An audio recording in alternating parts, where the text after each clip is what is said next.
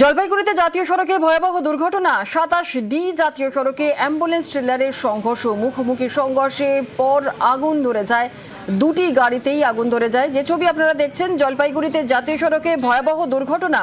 27D জাতীয় সড়কে ambulance আর ট্রেলারের সংঘর্ষ। আর এই সংঘর্ষে মুখোমুখি সংঘর্ষের পর আগুন ধরে যায় দুটি গাড়িতেই। রাস্তার ওপরেই পুড়ে ছাই অ্যাম্বুলেন্স আর ট্রেলার।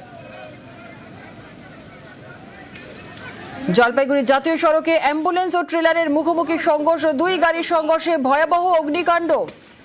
27D জাতীয় সড়কে অ্যাম্বুলেন্স আর ট্রেলারের সংঘর্ষ, পুড়ে ছাই দুটো। যে ছবি আপনারা দেখছেন, জলপাইগুড়িতে জাতীয় সড়কে ভয়াবহ দুর্ঘটনা। 27D জাতীয় সড়কে অ্যাম্বুলেন্স আর ট্রেলারের সংঘর্ষ, মুখোমুখি সংঘর্ষের পর আগুন লেগে যায় দুটি গাড়িতেই।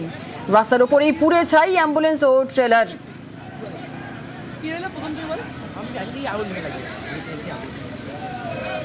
জলপাইগুড়িতে জাতীয় সড়কে ভয়াবহ দুর্ঘটনা। 27D জাতীয় সড়কে অ্যাম্বুলেন্স আর ট্রেলারের সংঘর্ষ। শান্তনু রয়েছে, আরো বিস্তারিত জানাবে। শান্তনু, যে ছবি আমরা দেখছি, অ্যাম্বুলেন্স ট্রেলারের সংঘর্ষ, পুরোপুরি পুড়ে ছাই। একটু জানার চেষ্টা করবো, অ্যাম্বুলেন্সে কি কোনো রোগী ছিলেন, কি জানা যাচ্ছে? দেখো, যেটা জানা যাচ্ছে ট্রাফিক পুলিশ সূত্রে, সেটা অ্যাম্বুলেন্সে কোনো রোগী ছিল না। সেটি জলপাইগুড়ি থেকে শিলিগুড়ির দিকে যাচ্ছিল, অন্য দিক থেকে আসছিল একটি ট্রলার। ঠিক মুখোমুখি সংঘর্ষ ঘটে। যেটা বলা হচ্ছে যে অ্যাম্বুলেন্সটি রং রুটে গিয়ে এই ট্রলারটিকে ধাক্কা মারে এবং তারপরে কিন্তু ট্রলারটিতে আগুন ধরে যায় এবং দুই গাড়ির চালকই কিন্তু ঘটনাস্থল ছেড়ে পালিয়ে গেছে। তাদের খোঁজ চালাচ্ছে পুলিশ এবং ঘটনার পরে কিন্তু দীর্ঘক্ষণ ধরে কিন্তু 27D জাতীয় সড়কে, গুরুত্বপূর্ণ জাতীয় সড়ক অবরোধ হয়ে যায় বলা যেতে পারে এবং রীতিমতন একটা আতঙ্কের পরিবেশ তৈরি হয়।